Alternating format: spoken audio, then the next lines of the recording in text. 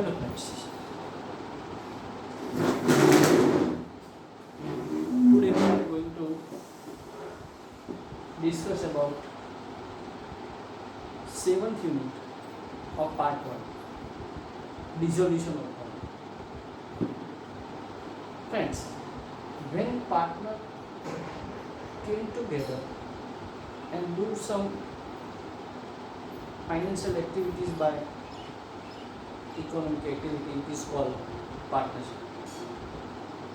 But when all the partners are dispersed in some circumstances, then it is called dissolution of firm. So first, what is dissolution of firm? Complete and total cessation of legal relation among all the partners is called dissolution of firm. In other words, we can also say that when the business of firm is closed for closed, then it is called dissolution of firm. Then what is dissolution of partnership? There is difference between dissolution of firm and dissolution partnership. From the existing partners of firm, if any of the partner retires, expires or declared insolvent, and in such a case other partners carries the firm on, then it is called dissolution of partnership. Friends, once again, dissolution firm is complete cessation of business. When business is closed forever, then it is called dissolution of firm. And when in circumstances of insolvency, death or retirement of partner, other partner carries the business on, then it is called dissolution of partnership.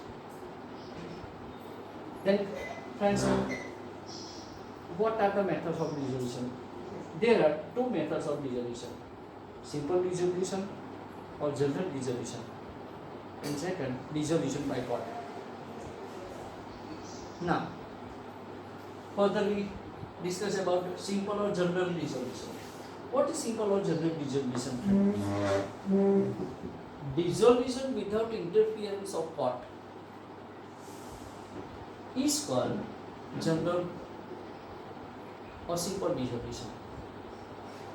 In such condition, court did not interfere in the decision of dissolution of the partners. So what are the circumstances of simple dissolution? First, dissolution by contract. When firm is established on basis of some contract, and when contract is over, firm is closed. There is no need for any procedure, friends. For example, 2 or 3 partners together and decided to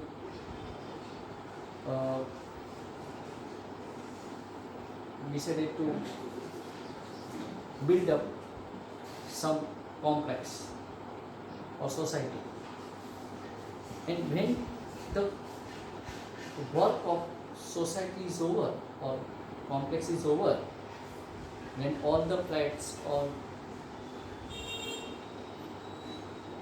buildings are sold out, partnership is closed.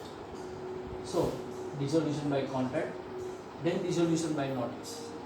When any partner give notice in public media for the dissolution of firm, then it is called dissolution by notice. When all partners decided unanimously to close the business, it is also called general dissolution. Compulsory dissolution. in some condition the dissolution must be necessary. These are the two occasions. All or any one partner declared insolvent. When all the parties are declared insolvent, or any one of them are insolvent, and when business becomes illegal, sorry. When business becomes illegal due to some government decision, partnership firm is closed. And some special occasions when general dissolution is occurred, complete the term of firm. When in partnership deed the term of business is mentioned, then when the term is completed, firm is automatically dissolved. So venture is completed when partners are together for some venture, and when the venture or the main work of the firm is finished, then firm is closed. Then death, insolvency or mental disability of partner. And today's last point, dissolution by contract. When dissolution with the effectiveness of firm is called compulsory dissolution. In which conditions or in which circumstances court interference for the dissolution of firm? These are mentally disabled or madness of partner, mental disability partner. Second, partner cannot able to do his duty very well due to some illness or accident.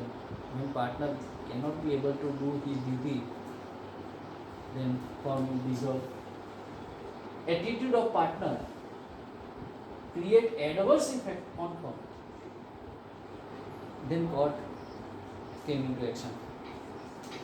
Any partner transfer his share to third party without consent of partner, other partners, then court interfere and the firm is dissolved. And at last, when court feels that dissolution is necessary. So these are the basic concept of dissolution of firm. Friends, in board exam, section A, section B and section C are important for this unit. MCQ, short answer question and 3 marks. There are 2 questions of 3 marks regarding dissolution of firm. 2 questions, and 1 question is internal option. So you have to answer 1 compulsory question of dissolution and second internal option. Any 2 examples are given, 2 questions are asked and you have to answer any one. So 3 plus 3, 6, 1 short answer and 1 MCQ. So there is 8 mark weightage of this unit. Friends, most handy chapter for your board exam.